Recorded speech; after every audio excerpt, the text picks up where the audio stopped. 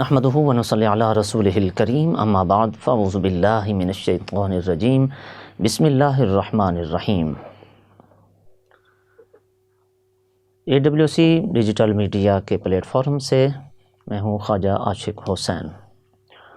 رمضان المبارک کی بابرکت ساعتیں ہم پر سایہ فگن ہیں اور اللہ کریم کی رحمتوں اور عنایتوں کی بے شمار موسلا دھار بارش کی طرح ہم پر شب و روز برس رہے ہیں۔ اہل ایمان نماز کے ذریعے، روزہ کے ذریعے اور دیگر عبادات کے ذریعے ان رحمتوں کو لوٹ رہے ہیں اور رحمت خداوندی اور جنت کے مستحق بن رہے ہیں۔ ان مبارک ایام کو قیمتی بنانے کے لیے ہمارے لیے لازم ہے کہ ہم لوگ اللہ اور اس کے رسول کے بتائے ہوئے احکام کے مطابق ان شب و روز کو بسر کریں۔ روزے کا بنیادی مقصد جو اللہ رب العالمین نے جس مقصد کے لیے ہمیں یہ عطا فرمایا ہے، اس مقصد کو جاننا اور ان تقاضوں کو پورا کرنا ہمارے لیے لازم ہے، ورنہ سوچنے کی بات ہے ہمارے بھوکے پیاسے رہنے سے اللہ کو کیا فائدہ ہے اور بلا وجہ ہمیں کس لیے بھوکا پیاسا رہنے کا حکم دیا گیا۔ یقیناً جہاں روزے کے فلسفے میں بے شمار حکمتیں پنہاں ہیں، وہاں ایک حکمت اس میں یہ بھی ہے کہ انسان کو غریبوں، یتیموں، مساکین اور فقراء کا احساس دل میں پیدا ہو، تاکہ جب کوئی بھوکا شخص تمہارے سامنے دست سوال دراز کرے تو تمہیں اپنی بھوک یاد آئے اور اس کی مدد کرنے کے لیے تمہارے دل میں تمنا پیدا ہو۔ جس شخص نے کبھی بھوک دیکھی نہ ہو تو اسے کسی دوسرے کی بھوک کا اس کی قدر اور اس کا احساس کیسے ہو سکتا ہے؟ تو روزہ بنیادی طور پر ہمارے دلوں میں احساس پیدا کرنے کا دوسرا نام ہے۔ اس ماہ مبارک میں اپنی عادتوں کو بدلنا انتہائی آسان ہے۔ روٹین میں آدمی کوئی 7 بجے ناشتہ کرتا ہے، کوئی 9 بجے کرتا ہے، کوئی 10 بجے کرتا ہے، لیکن جب رمضان المبارک آتا ہے تو تمام لوگ سحری میں جاگتے ہیں، ایک وقت میں ناشتہ کرتے ہیں۔ یعنی ایک مثال ہے کہ ہم اگر اپنی عادتوں کو بدلنا چاہیں تو ہمارے لیے یہ بہت ایزی اور بہت انمول اور اچھا موقع ہے۔ رمضان المبارک نہ صرف ہماری عادتوں میں تبدیلی کرتا ہے بلکہ یہ تقاضا کرتا ہے کہ ہم اپنے رویوں میں بھی تبدیلی لائیں، اپنی عادات میں بھی تبدیلی لائیں۔ کسی کی بد نگاہی کی عادت ہے تو اسے بھی ترک کرنا چاہیے، کیونکہ بد نگاہی روزے کی نورانیت کو چھین لیتی ہے، روزے کے اثر کو جو ثواب ہے اس کو کم کر دیتی ہے، اور عبادت کا نور جو چہرے پر آتا ہے اس کو چھین لیتی ہے۔ کوئی بھی آپ گناہ کرتے ہیں روزے کی حالت میں تو اس سے روزہ مکروہ ہو جاتا ہے اور اس کراہت کی صورت میں آپ کا اجر و ثواب کم ہو جاتا ہے۔ اسی لیے نبی کریم علیہ الصلاۃ والتسلیم نے ارشاد فرمایا کہ بہت سے روزہ دار ایسے ہوتے ہیں، رب صائم، بہت سے روزہ دار ایسے ہوتے ہیں، الا جوع، جن کو بھوک اور پیاس کے سوا کچھ حاصل نہیں ہوتا، یعنی وہ سارا دن روزہ دار رہتے ہیں مگر ثواب ان کو بالکل نہیں ملتا، صرف بھوک پیاس کے سوا اور کچھ ہاتھ نہیں آتا۔ تو سوچنے کی بات ہے، ہمارے لیے لمحہ فکریہ ہے، اپنا محاسبہ کرنے کی ضرورت ہے، اپنے گریبان میں جھانک کر اپنی صبح سے لے کر شام تک کی جو ہماری لائف ہے اس کو ٹٹولنے کی ضرورت ہے کہ ہم کس حد تک اسلامی احکام پر عمل پیرا ہو رہے ہیں۔ کہیں ہم اپنی نیکیاں کسی ایسی تھیلی میں تو جمع نہیں کر رہے جس میں سوراخ ہیں۔ تو یہ ہم جو گناہ کرتے ہیں وہ یوں ہی ہے جو مختلف گناہوں سے جو دل میں گناہ کرنے کی بدولت جو ہمارے دل میں وہ خرابی پیدا ہوتی ہے، نیکی کرنے کی بدولت جو نورانیت اور روحانیت اور اثر پیدا ہوتا ہے، جب گناہ کا صدور ہوتا ہے تو وہ نیکی اور روحانیت، وہ اثر، وہ ثواب، وہ برکت، وہ سب ضائع ہو جاتی ہیں۔ اس لیے اس کو سمجھنا جو ہے وہ انتہائی ضروری ہے۔ آقا علیہ الصلاۃ والسلام نے یہ بھی ارشاد فرمایا کہ الصوم جنہ، روزہ ایک ڈھال ہے، ما لم یخرقها، جب تک کہ اسے پھاڑا نہ جائے۔ پھاڑا کیسے جاتا ہے؟ ڈھال ہے روزہ، دوزخ کی آگ سے ڈھال ہے، نجات دیتا ہے جہنم کی آگ سے۔ لیکن آدمی گناہ کرتا ہے تو پھر وہ روزہ جو ہوتا ہے اس کے لیے ڈھال نہیں بنتا۔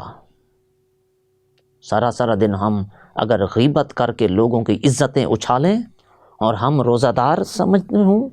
اور پھر ماہ رمضان کے بعد ہم اپنی بخشش کی امید لگا لیں،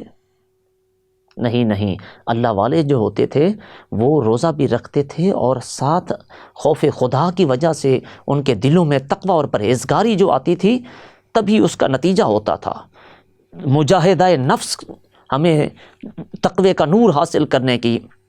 روزہ ہمیں تعلیم دیتا ہے۔ اسی لیے اللہ رب العالمین نے جو روزہ رکھنے کا حکم دیا ہے تو یہی فرمایا ہے کہ یا ایھا الذین آمنوا کتب علیکم الصیام کما کتب علی الذین من قبلکم لعلکم تتقون، اے ایمان والو تم پر روزے اس لیے فرض کیے گئے ہیں جس طرح کہ تم سے پہلی امتوں پر روزے فرض کیے گئے تھے، تاکہ تمہیں پرہیزگاری حاصل ہو، تمہیں تقوی کا نور حاصل ہو۔ اگر ہمارے اندر یہ تقوی پیدا نہیں ہوتا، روزہ رکھنے کے باوجود ہماری عملی زندگی میں کوئی تبدیلی نہیں آتی، ہمارے رویوں میں، اور ہم گناہ نہیں چھوڑ پاتے، تو پھر یہ اندیشہ ہے کہ کہیں ہماری عبادت جو ہے وہ رائگاں نہ چلی جائے، کہیں ہمارے روزے ضائع تو نہیں ہو رہے۔ رسول اللہ صلی اللہ علیہ وسلم ارشاد فرماتے ہیں کہ اپنے دلوں کو بھوک سے روشن کرو، اور بھوک پیاس سے اپنے نفس کا مجاہدہ کرو، بھوک کے ذریعے ہمیشہ جنت کا دروازہ کھٹکاتے رہو۔ اللہ اکبر۔ تو بے شک اللہ کی راہ میں اس کا اجر جو ہے وہ جہاد کرنے والے کے مترادف ہوتا ہے۔ تو اس لیے آج ہماری ایک اکثریت، اور بالخصوص ہمارے نوجوان جو روزہ رکھ کر کھانا پینا تو چھوڑ دیتے ہیں، مگر سوشل میڈیا پہ جا کر موبائل کو غیر اخلاقی طور پر استعمال کرتے ہیں، سوشل میڈیا پہ حیا سوز اور حیا باختہ چیزیں دیکھتے ہیں، ایسی چیزیں جن کو اپنے والدین کی موجودگی میں نہیں دیکھ پاتے۔ تو یاد رکھنا چاہیے ہمارا کوئی عمل ساری دنیا کے لوگوں سے تو پوشیدہ ہو سکتا ہے، مگر رب سے پوشیدہ نہیں ہو سکتا۔ اللہ رب العالمین فرماتا ہے تم جہاں تین بیٹھتے ہو تو چوتھا تمہارے ساتھ خدا ہوتا ہے۔ تو بنیادی فلسفہ جو ہے وہ یہی ہے کہ اپنے دل و دماغ کو برے خیالات سے بھی پاک رکھا جائے، اپنی خلوت اور جلوت کو پاکیزہ رکھا جائے، اپنی عادات اور سیرت اتوار کو، اپنی سوچوں کو، اپنے خیالوں کو پاکیزہ رکھا جائے، بری صحبت سے، بری سوچ سے، برے لوگوں سے، برے عادات سے، برے افعال سے، برے اعمال سے پرہیز کیا جائے۔ یہی تو روزہ ہے۔ روزہ صرف بھوک اور پیاس سے رہنے کا نام نہیں ہے، روزہ صرف کھانا پینا چھوڑ دینے کا نام نہیں ہے،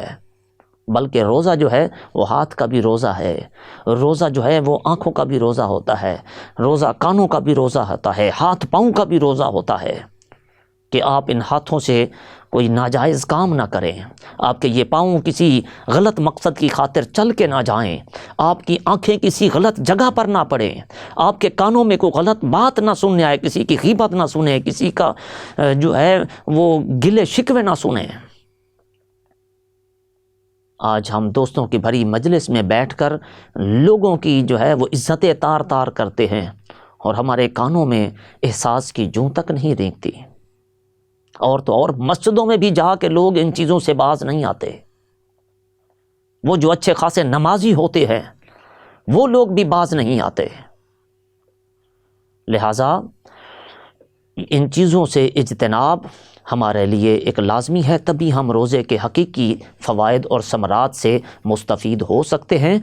وگرنہ جو ہے وہ ہماری نیکیاں جو ہے وہ ضائع ہو جانے والی بات ہوتی ہیں۔ اسی طرح روزے کی حالت میں جہاں جھوٹ سے بچنا ہے، غیبت سے بچنا ہے، چغلی سے بچنا ہے، بدکاری سے بچنا ہے، گالم گلوچ سے بچنا ہے، جھوٹی قسموں سے بچنا ہے، دیگر ملاوٹ سے، ذخیرہ اندوزی سے، ان تمام چیزوں سے بچنے کا اہتمام کریں، وعدہ خلافی سے جو ہے وہ بچنا چاہیے، تبھی ہم صحیح طور پر روزہ دار ہو سکتے ہیں۔ تو ان روزے کے جو احکام ہیں ان کو سیکھیں، کن چیزوں سے روزہ مکروہ ہوتا ہے، کن چیزوں سے روزہ فاسد ہو جاتا ہے، اور روزے کی حالت میں کن کن امور کو اجتناب کرنا چاہیے اور کن امور کو انجام دینا چاہیے، اس کا نالج حاصل کریں۔ اس سے بہتر وہ آدمی جو گناہوں سے نہیں بچ سکتا، علماء نے فرمایا اس کے لیے بہتر ہے کہ وہ سویا ہی رہے، وہ سویا رہے، کم از کم اتنی دیر گناہوں سے تو بچا رہتا ہے نا۔ تو اس لیے ہمیں اپنی ذات کا محاسبہ کرتے ہوئے اس احساس کے ساتھ ان شب و روز کو گزارنا چاہیے کہ ہم اللہ کی رحمتوں کے حقدار ہو سکیں۔ اللہ رب العالمین ہم سب کو احکام روزہ کو بجا لانے کی اور روزے کے تقاضے پورے کرنے کی توفیق عطا فرمائے۔ آمین۔ وما علینا الا البلاغ المبین۔